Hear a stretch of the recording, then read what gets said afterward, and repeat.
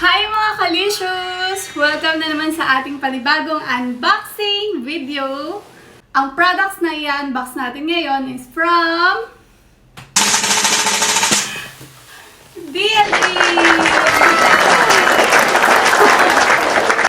Mapapansin nyo, nandito tayo sa ating panibagong setup. Kakalipat lang namin ito sa Bacoor, Cavite. So, for the meantime, home base muna kami. Then, soon, magkakaroon kami ng face-to-face classes. Ito na ang mahiwagang gunting. Una nating i-unbox. Dami! So, siguro familiar na kayo dito. DLA rolled fondant. Usually, ang nakikita natin sa market is yung white. FYI, kung hindi pa natin alam, ang DLA ay maraming choices ng colors. O kung makikita nyo, mga mahirap ikulay sa fondant. Ang black, ang red, blue color, ASMR. So, ayan, meron tayong mga delata, ayuda. Wow, ang dami! Daming variation niya ng flavors. Pwede rin siya pang filling sa mga hazelnut paste. Kung alam niyo yung mirror glaze, so ito siya. Cover jelly.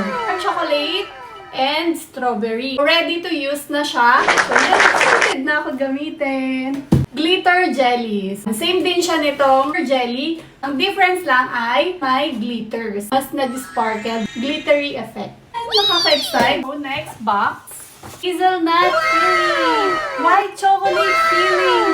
Toyo. Char. Uy, may sulat. Ay, wow! May letter pala ako. Dear Donna. Ang cute. Thank you, Miss Fanny. Thank you, Sir Damien.